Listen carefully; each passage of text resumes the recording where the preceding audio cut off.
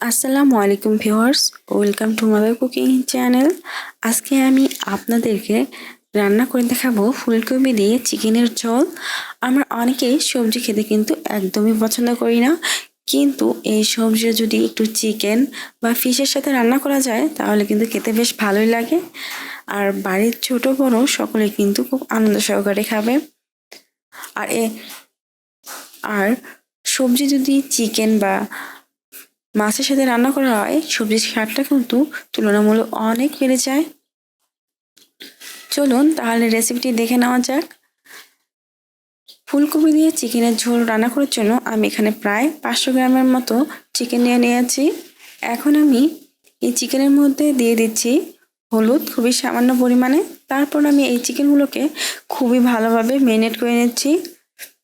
এই চিকেনগুলোকে ভালোভাবে ম্যারিনেট করা হয়ে গেলে আমি এই চিকেনগুলোকে একটা বাটিতে উঠিয়ে নিচ্ছি। তারপর দিয়ে দিচ্ছি ফুলকপি। এখানে প্রায় 700 গ্রামের মতো ফুলকপি রয়েছে। এখন আমি এই ফুলকপির মধ্যে দিয়ে দিচ্ছি হলুদ খুবই সামান্য পরিমাণে। তারপর আমি এই ফুলকপিগুলোকেও খুবই ভালোভাবে ম্যারিনেট করে নিব।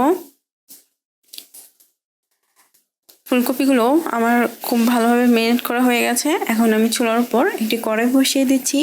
তারপর চুলাটি অন করে চুলার আঁচ মিডিয়ামে রাখবো।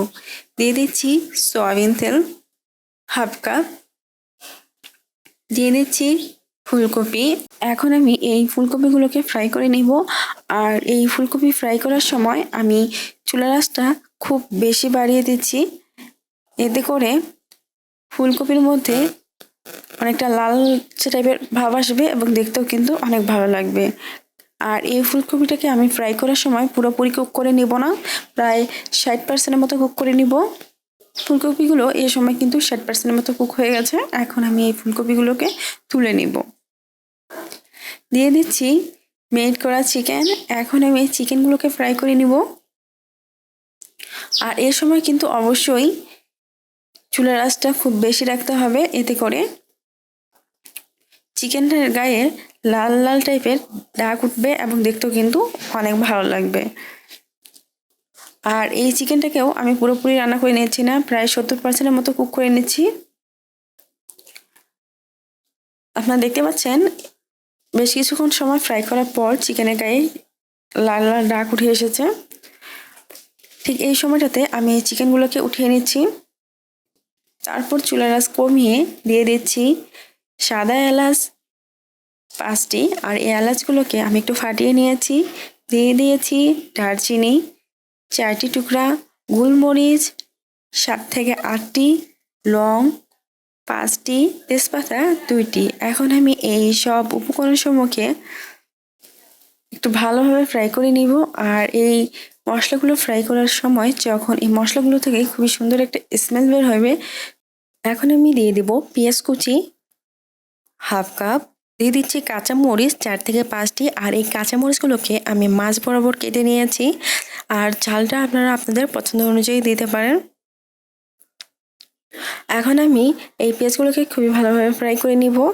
আর ফ্রাই করার এক পর্যায়ে যখন পেঁয়াজগুলো এইরকম মিডিয়াম ভাজা হয়ে যাবে তখন দিয়ে দেব টমেটো কুচি।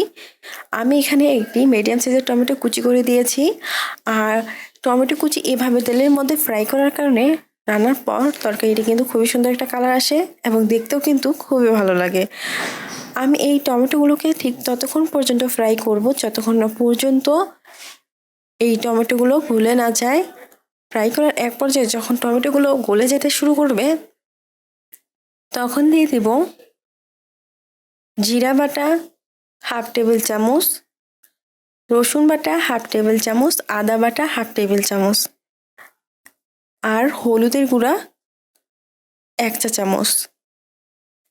এখন আমি এই সব উপকরণসমূহকে খুবই ভালোভাবে নাড়িয়ে দিয়ে দিচ্ছি মরিচের গুঁড়া হাফ টেবিল চামচ, লবণ পরিমাণ মতো। তারপর আবারও এগুলোকে ভালোভাবে নাড়িয়ে দিয়ে দিচ্ছি পানি 1 কাপ। এখন আমি এই মশলাগুলোকে এই পানির মধ্যে খুবই ভালোভাবে কষিয়ে নেব। কষানোর এক পর্যায়ে যখন এই মশলাগুলোর উপর এইরকমভাবে তেল ভেসে উঠবে তখন দিয়ে দিব আগে থেকে ফ্রাই করে রাখা চিকেন। এখন আমি এই চিকেনগুলোকে এই মশলার সাথে খুবই ভালোভাবে কষিয়ে নেব। আমি প্রায় 5 থেকে 6 মিনিটের মতো সময় এই চিকেনগুলোকে এই মশলাগুলোর সাথে খুবই ভালোভাবে কষিয়ে নিয়ে নিয়েছি। এখন দিয়ে দিব মটরশুঁটি হাফ কাপ। তারপর আবারও কষিয়ে নেব। তার 2 থেকে 3 মিনিট পরে দিয়ে দিচ্ছি ফুলকপি।